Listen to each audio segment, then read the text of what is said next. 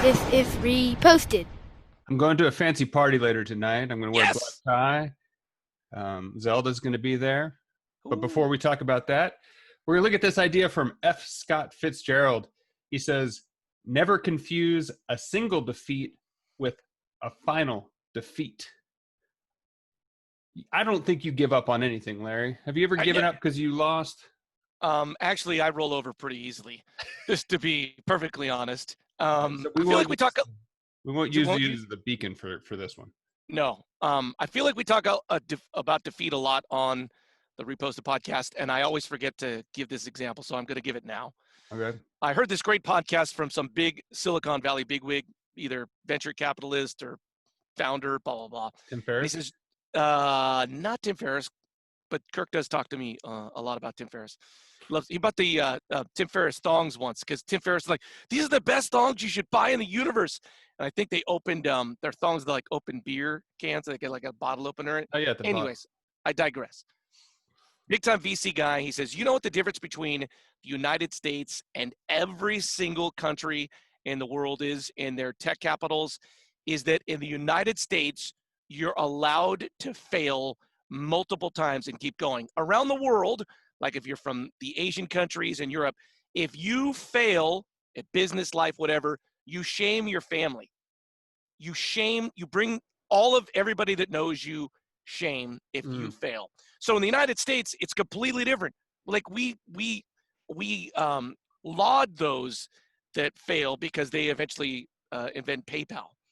So the essential American idea is fail, fail, fail, and eventually you'll make it right. And I'm a believer in that. I would like to preface this next statement with I'm a patriotic person. I love living in the United States. I don't know. You're a communist. I don't know if we're the leader in that. And we are. From what I heard, Israel is more so risk averse and failure is something they can do. So I don't think we're the only one to do it. And I think we have a foundation. I think the United States has a foundation on willingness to fail.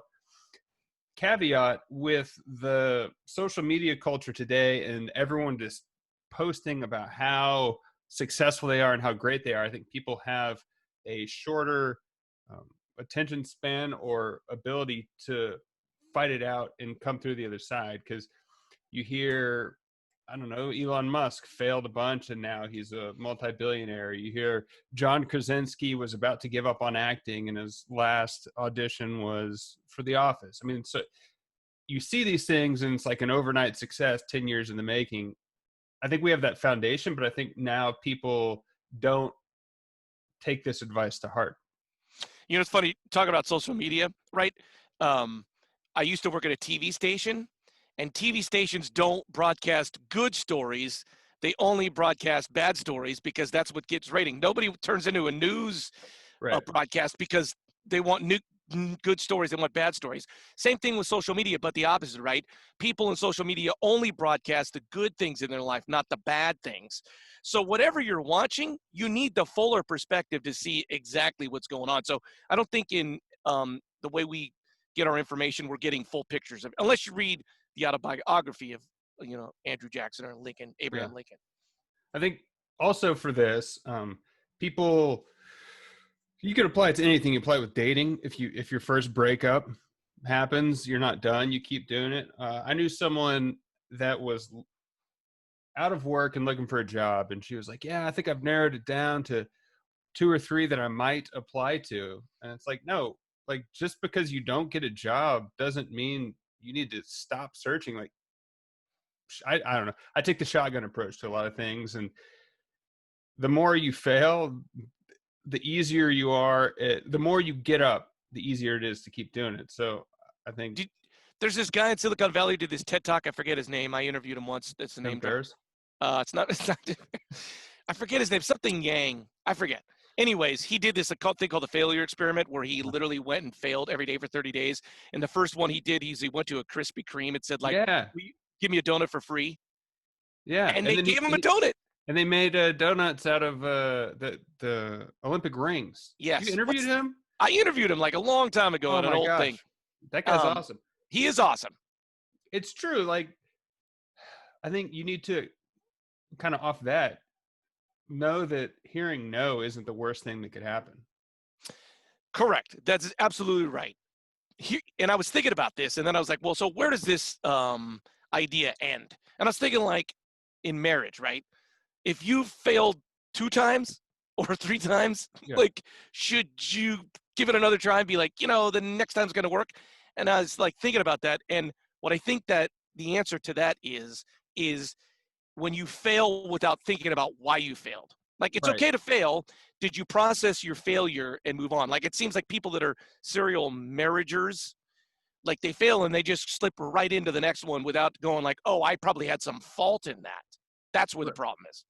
Right. It's being introspective and taking a new approach because, okay, if you just keep on failing the same way every time, then you just become insane.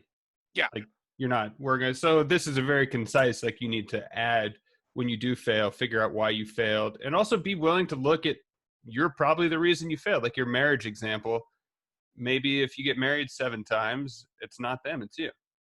I mean, it has to be you, right? Right.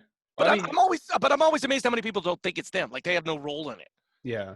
You self-admittedly are wrong 50% of the time in your marriage. Dude. So you fail all the time and you're still married. And I love Dude, that. I honestly am arguably an abject failure professionally, arguably. Yeah.